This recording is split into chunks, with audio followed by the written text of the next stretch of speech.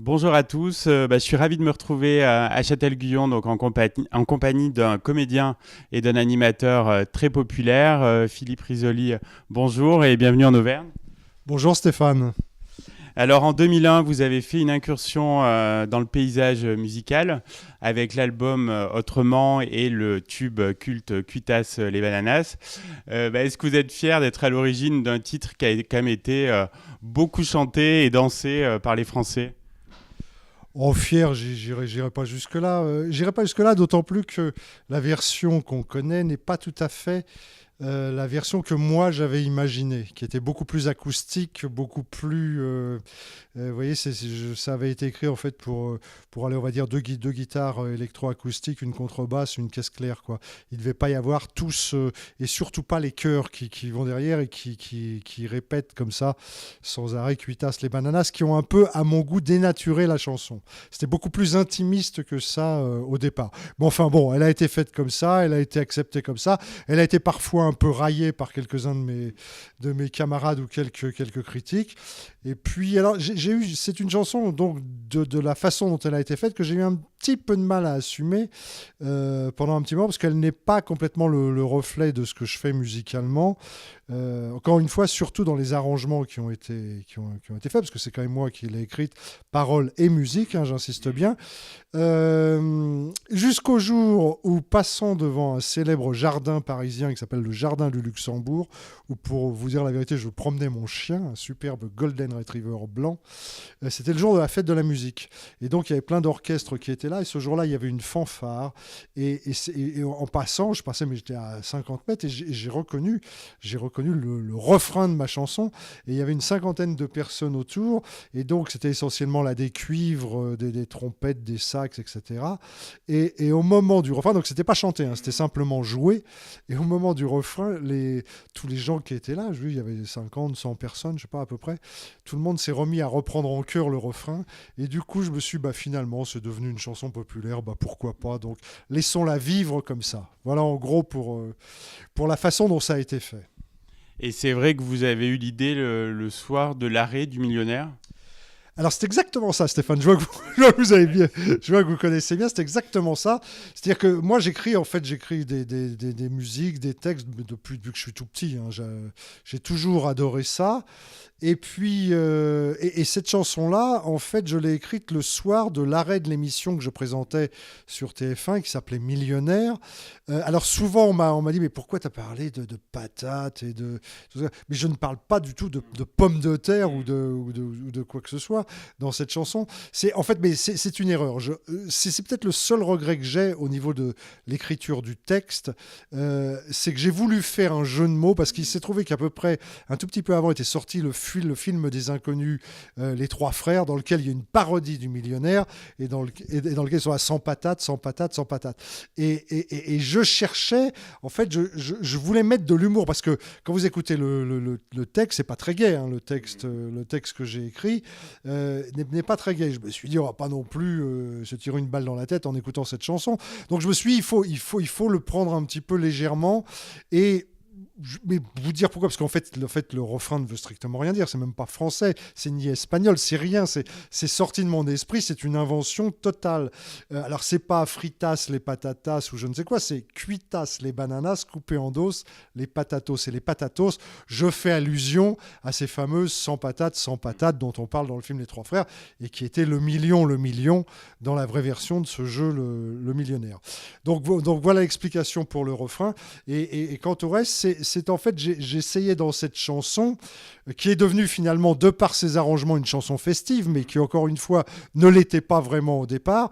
C'était la façon pour moi d'exprimer ma mélancolie, de quitter tous ceux qui avaient travaillé avec moi sur cette émission depuis 10 ans, qui, au moment où elle s'est arrêtée, c'est-à-dire tout à fait en fin des années 90, restait un gros succès, réalisait des scores très importants que beaucoup d'émissions aujourd'hui rêveraient de faire en audimat.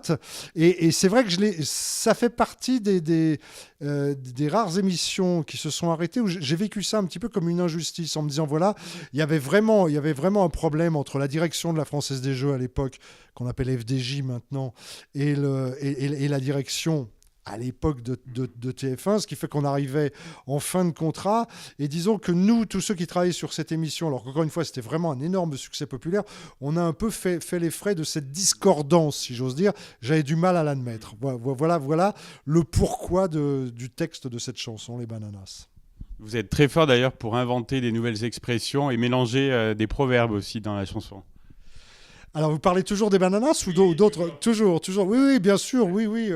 Les chats sont gris, la nuit porte conseil, etc. Oui, mais j'aime bien ça.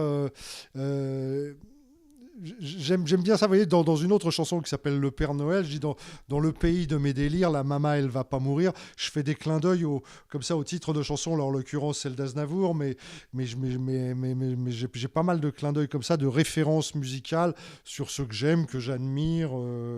Donc voilà, oui, j'aime ça, j'aime jouer vraiment avec les mots. Je vous dis, le seul malentendu, c'est vraiment sur le... Encore une fois, c'est dommage parce que si j'avais une guitare acoustique, là, je vous aurais montré, je vous l'aurais fait en live et je vous aurais montré vraiment la façon dont je le fais. Parce que, si vous voulez, c'est une chanson que je ne fais pas sur scène. Parce que j'ai écrit, en gros, j'ai écrit une centaine de chansons.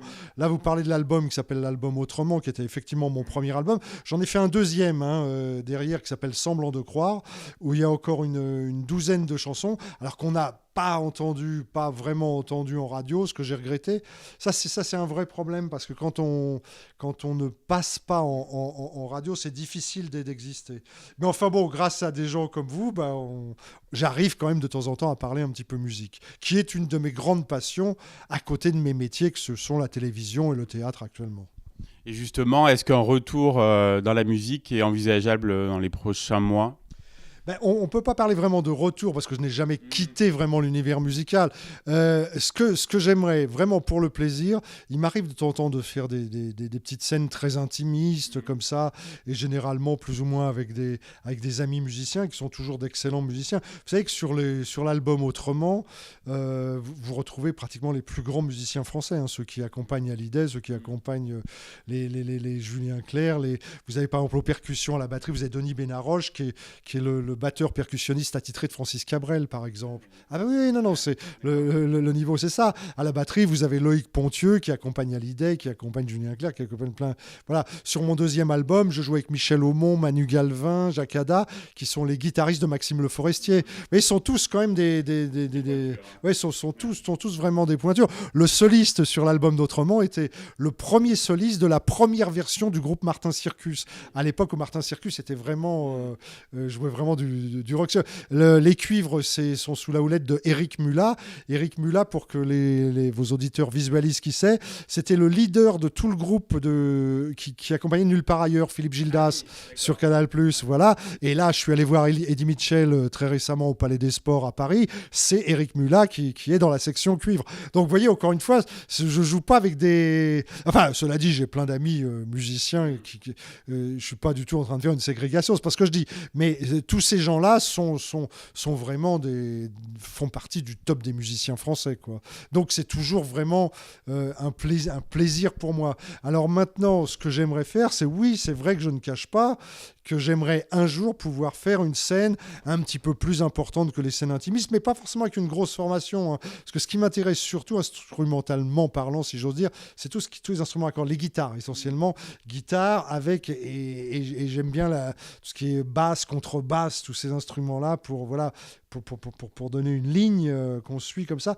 Mais j'ai pas besoin vraiment d'avoir 12 000 musiciens avec moi, quoi. Voilà. Par contre, j'aime bien les voix, j'aime bien qu'il y ait une deuxième voix. Je parle pas des chœurs, parce que je vous dis, c'est pour moi, dans mon esprit, c'est ce qui tue un peu les Bananas, c'est ces chœurs qui répètent à l'infini les Bananas, ce qui fait qu'on ne retient plus que ça dans la chanson, alors qu'au départ, ça n'était pas ça. Vous en parliez, votre actualité récente, donc c'est le théâtre, donc avec la pièce Piège à Matignon, qui connaît un grand succès. Vous vous éclatez avec cette pièce qui raconte un petit peu les coulisses de la politique ? Voilà, c'est ça. C'est vrai qu'on me voit moins à la télévision ces derniers temps, mais ceux qui aiment le théâtre peuvent effectivement me retrouver un petit peu partout à travers la France, puisque depuis 3 ans maintenant, on tourne avec cette pièce signée Jean-Pierre Pernaut, Nathalie Marquet-Pernaut, Jean-Claude Isler, qui s'appelle Piège à Matignon. Oui, c'est à la fois les coulisses de la politique, c'est, comme aurait dit Jacques Martin, vu par le petit bout de la lorgnette, si j'ose dire.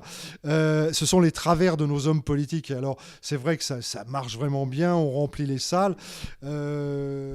Parce que d'abord, c'est une comédie. On rit du début à la fin, c'est extrêmement rythmé, ça va extrêmement vite. C'est du boulevard. Hein, vous verrez, je crois que vous allez venir nous voir ce soir à Châtel-Guyon. Les portes claquent, ça s'ouvre, ça rentre, ça sort, ça va très très vite. Et les répliques fusent, les répliques claquent. Et c'est très comment dit-on ? C'est très actualisé. C'est-à-dire que vous allez voir vous allez avoir une ou deux répliques où vous allez vous dire tiens mais attends, ça s'est passé là durant le débat de la primaire de la gauche, ça, comment c'est possible dans la pièce, vous voyez. Et pourtant oui, parce que vous voyez là, tout à l'heure j'étais dans le train pour arriver de Paris, j'ai écrit comme ça une ou deux phrases, Nathalie a dû faire pareil de son côté pour voilà. Donc bon, mais cela étant, il y a une trame, c'est grandeur et décadence d'un homme politique qui pense et qui attend sa nomination au poste de Premier ministre d'une minute à l'autre, qui va d'abord penser, grâce aux confidences d'un de ses assistants, qu'il est nommé Premier ministre, et puis tout ce petit monde, alors c'est un type assez centré sur lui-même, qui n'est pas très sympathique d'ailleurs au début de la pièce, et puis son petit monde-là va s'écrouler à cause d'une vidéo qui va se balader sur YouTube. Alors la vidéo, elle est vraie, hein, ce sont de vraies images, sauf que ce qu'on fait dire aux images est absolument faux. C'est donc une fausse rumeur qui court à son sujet et qui va avoir sa peau. Sauf qu'il a la peau dure, cet homme-là. Il va tomber vraiment au plus bas. Il va même faire une jaunisse, c'est pour vous dire. Il en tombe carrément malade. Mais après, il va chercher à savoir qui l'a planté. Et il va chercher à se venger via le même système, c'est-à-dire via les réseaux sociaux, en créant de toutes pièces un site internet sur lequel lui va balancer des fausses rumeurs. Et plus c'est très drôle, parce que plus cet homme va tomber bas, plus il va devenir sympathique, il va s'humaniser complètement, il va s'ouvrir aux autres. Et donc c'est aussi ce qui fait l'attrait de ce personnage. François Delabarre, il s'appelle, c'est un pays François Delabarre. Et c'est ce qui fait aussi l'intérêt que j'ai pu porter à ce personnage, c'est-à-dire l'évolution de son caractère tout au long de cette pièce. Mais encore une fois, même si on traite de la politique, on en mange suffisamment, surtout en ce moment, et puis surtout en 2017, année électorale. Nous, c'est vraiment traité sous l'angle de la comédie. Hein. J'insiste bien, on est vraiment là pour rire et on ne prend pas parti ni gauche, ni droite, ni centre, on s'en fout complètement. Ce qui nous intéresse, c'est le prétexte pour passer 1h30 de détente, quoi. Avec cette pièce, vous tournez beaucoup en province. C'est l'occasion de belles rencontres avec le public qui vous a suivi pendant des années à la télé, j'imagine. Oui, on a d'abord commencé à jouer à Paris, moi en ce qui me concerne au théâtre des variétés, puis on est parti se balader un petit peu partout à travers la France. Alors je vous avoue que de par mon métier que j'exerce d'animateur, que j'exerce quand même depuis pas mal d'années, j'ai eu l'occasion, vous vous en doutez, de me balader un petit peu partout en France. Je suis peu venu en Auvergne, vous voyez, pour moi, donc c'est aussi l'occasion de découvrir encore des régions, comme c'est le cas aujourd'hui. Oui, moi je vous avoue que je suis content. Les gens viennent et sont généralement ravis de me voir. On paye rarement sa place pour aller voir quelqu'un qu'on n'aime pas. Hein. Bon, mais ça c'est une première chose. Alors il y a le côté l'animateur qui anime. On évoque toujours le juste prix, mais c'est Millionnaire, c'est Succès Fou, c'est Star Quiz, c'est Jeopardy, c'est Capital d'un soir, c'est Interville, c'est Les Animaux de mon cœur, c'est Direct. Vous voyez, je pourrais continuer comme ça. C'est 22 ans de télé plus les émissions de radio. Je citerai pas les stations de radio, mais ce sont les plus grandes en France encore à l'heure actuelle. Donc oui, voilà, j'ai roulé ma bosse, comme on dit. Mais ce qui me fait le plus plaisir, c'est pas quand quelqu'un vient me voir à la fin du spectacle, et ça peut arriver en me disant « Oh, on aimerait bien vous revoir à la télé », et ça me fait chaud au cœur. Moi, ce que j'aime, c'est quand quelqu'un me dit « Écoutez, au bout de 3 minutes, j'avais vraiment oublié votre côté animateur, et je trouve vraiment que vous êtes un bon comédien. » Ça me touche. Mais je serais presque tenté de vous dire, quand je fais de la musique et quand je chante, j'ai plus envie de vous dire que ça me fait plaisir quand quelqu'un vient me voir et me dit « Dites donc, c'est bien ce que vous avez écrit et ce que vous interprétez. » On est toujours évidemment plus touché par le présent que par le passé ou un éventuel avenir. C'est le plus beau des compliments, en effet. Est-ce que vous êtes toujours au point pour le lancer de micro ? Oui, mais vous savez que ça fait partie des choses qui ont marqué les professionnels, les téléspectateurs. Mais en fait, je ne l'ai pas fait très longtemps. J'ai dû le faire peut-être une saison. Mais je ne sais pas pourquoi. C'est vraiment quelque chose qui a marqué. Vous savez, avant de faire tourner le micro, j'ai fait tourner le micro tout de suite sur un jeu qui s'appelait Star Quiz aux États-Unis. Je dis sur Canal+. Je parle des États-Unis parce que avant de rentrer sur Canal+ en février 86, M6 et de prendre ce jeu qui s'appelait Star Quiz, j'étais parti pour une radio travailler aux États-Unis, notamment en Louisiane et au Texas, et j'avais participé à plusieurs émissions de télé, notamment un show avec les Commodores à l'époque, et l'animateur m'amusait parce qu'il faisait tourner son micro. Et quand je suis arrivé sur Star Quiz, c'était un micro à fil, c'était pas encore un HF, et c'était ma toute première émission de télévision de ma vie, donc j'étais un petit peu tendu quand même, en tous les cas très concentré, et pour me donner une prestance, j'ai fait tourner le micro avec le fil, voilà. Et tout le monde a dit ouais, c'est génial, il faut absolument que tu le refasses et tout. Puis j'avais arrêté, et puis après je l'ai plus jamais refait, et quand je suis arrivé sur le juste prix, je ne sais pas pourquoi, en arrivant dans ce jeu, je l'ai refait, mais cette fois c'était un micro HF à main. Donc voilà, donc ça a marqué. On a joué un petit peu là-dessus, allez, on va dire pendant une saison, et puis j'ai arrêté de le faire. Mais c'est resté gravé dans les esprits, quoi. Puis maintenant, j'aurais plus l'occasion de le faire parce qu'on n'a plus beaucoup de. Sauf quand vous êtes sur scène en public, mais sinon on n'a plus de micro à main. Ce sont des petits HF qu'on a soit directement oreille-bouche ou alors sur le revers de la veste, quoi. Et pour un retour à la télé, vous aimeriez plutôt revenir pour un jeu ou pour un talk show C'est vrai que ce que j'aime, vous voyez bien comment je suis bavard, hein, bon, c'est aussi mon métier. C'est vrai que le talk show est quelque chose que j'aime énormément. C'est pas forcément ce qui marche le mieux en France. Il y en a quelques-uns qui marchent très bien, mais c'est toujours assez compliqué parce que le talk show, ça veut dire tourner autour, se créer une bande. Alors des bandes, il y en a déjà pas mal. Il y a déjà plusieurs animateurs qui tournent avec ça. Moi, je l'ai fait sur un talk show qui s'appelait Direct et qui passait le midi sur Canal+. J'adorais faire ça. Où j'ai pas mal de révélations. Jean-Pierre Coff avait commencé avec moi. Vous avez Francis Zégut dont on parle beaucoup. Voilà, c'était mon spécialiste. Il aime me parler de rock et de hard rock, qui est une de ses grandes spécialités. On va parler là, à l'occasion des élections d'Alexandre Jardin. Alexandre Jardin était mon chroniqueur littéraire. Vous voyez, il y a plein de gens comme ça qui ont commencé avec moi sur ce talk show direct. Donc c'est vrai que j'aimais faire ça. Maintenant, je vous avoue que si demain matin, on me propose un jeu que je considère comme étant un format fort, qui m'intéresse, qui m'amuse et qui n'est pas statique. Vous voyez, par exemple, je vous donne un exemple. Prenons un jeu comme Money Drop. Je trouve que ce jeu est absolument formidable, et je le regarde de temps en temps, je prends beaucoup de plaisir, jeu de culture générale, même si les questions sont un peu basiques, mais piégeantes quand même, voilà, parce qu'on ne va pas distribuer l'argent comme ça, des grosses sommes n'importe quand. Mais oui, je trouve que le rôle de l'animateur, même si Laurence Boccolini le fait très bien, mais le côté je suis assis et je me contente de faire des mouvements de bouche, des clignements de yeux, ça ne me passionne pas beaucoup. Les chiffres et les lettres, c'est la même chose. Ça me passionne, ça m'intéresse pas vraiment. J'aime ce qu'on appelle l'entertainment, c'est-à-dire je préfère les jeux où on est debout, où il se passe quelque chose, on peut toucher le candidat, on peut jouer avec lui, on peut le regarder dans les yeux, et puis on peut, si vous voulez, tout en restant dans le cadre du jeu, évidemment, en sortir un tout petit peu. Alors, je vous dis ça, et il existe des exceptions. Par exemple, Qui veut gagner des millions ? Bon, maintenant est un peu passé de mode, entre guillemets, mais qui a été un format extrêmement fort. On me l'aurait proposé, je l'aurais accepté, même si Foucault le faisait très très bien. Je l'aurais accepté parce que vous allez me dire, oui, vous venez de dire que Money... Mais pour moi, c'est pas tout à fait la même chose. Vous voyez, le rôle d'animateur n'est pas exactement le même. Mais c'est vrai quand même que je préfère les jeux d'instinct, c'est-à-dire les jeux où vraiment l'animateur joue son vrai rôle, c'est-à-dire au sens latin étymologique du terme, c'est-à-dire animateur, animus, donner vie à un concept. Être en quelque sorte une espèce de cerise sur le gâteau qui va faire que le concept va vraiment... C'est comme, si vous voulez, c'est comme une recette de cuisine, un jeu. Le grand chef va vous donner une recette, il a beau vous l'expliquer, lui, il a un coup de main en plus qui fait que ça va faire... Eh bien, moi, je veux qu'il y ait le coup de patte qui fasse la différence. Or, il y a certains jeux qui ne permettent pas vraiment de pouvoir l'exprimer comme ça. Voilà. Alors que ce sont par ailleurs de très bons formats et qui réalisent de très bons scores. Moi je parle au niveau de m'éclater en tant mais un jeu comme Slam, par exemple, qui est tout à fait honorable et qui est sympathique, moi, ne m'intéresse pas au niveau de l'animation. Vous voyez, voilà. Et un rôle dans un téléfilm ou une série, ça c'est quelque chose qui vous plairait ?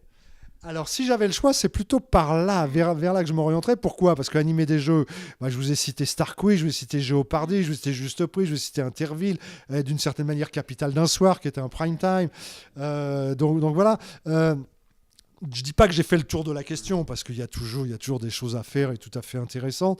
Mais c'est vrai qu'entre un jeu et un vrai bon rôle sympa de comédien dans une série, par exemple, je pense que là, actuellement, je m'orienterais vers le rôle parce que ce serait nouveau pour moi, ce serait tout un univers à découvrir, ce serait encore là une façon d'avoir encore à faire mes preuves et à convaincre les professionnels et le public. Et ça, je trouve ça passionnant d'avoir à chaque fois des challenges, d'essayer de les relever, d'essayer de les remporter, ces challenges. Donc, je m'orienterais plus par là. C'est vrai que là, s'il y avait un petit Papa Noël, même si Noël est passé, je lui dirais, allez, mets-moi un joli rôle. Pas franchement au cinéma, parce que je pense que je suis trop marqué télé pour aller au cinéma. C'est foutu pour moi de ce côté-là. Mais un très beau rôle télé, oui, ça me plairait vraiment beaucoup. Alors, je crois qu'il faut être patient, et puis avec un petit peu de chance, faut être the right man in the right place. Finalement, il faut être là au bon moment, quoi, et connaître la bonne personne. On vous le souhaite de tout cœur, Philippe. Merci beaucoup pour cet entretien et bonne continuation alors sur les planches et puis peut-être ailleurs. Ben, c'est moi qui vous remercie, ça m'a fait vraiment, vraiment plaisir. Vous avez vu que je suis très, très bavard quand même. Cela étant, bon, je suis ravi que vous soyez intéressé à l'histoire des Bananas, mais si de temps en temps vous programmez d'autres titres, jetez un œil quand même, enfin plutôt une oreille d'ailleurs, jetez une oreille sur les autres chansons que j'ai eu l'occasion d'écrire. Vous allez voir, je crois qu'il y a quelques petits bijoux comme ça qui peuvent se balader ça et là. Écoutez-les, je suis sûr que ça vous déplaira pas. On n'y manquera pas et à très bientôt en Auvergne alors. Merci à vous, bonne continuation et longue vie à votre émission.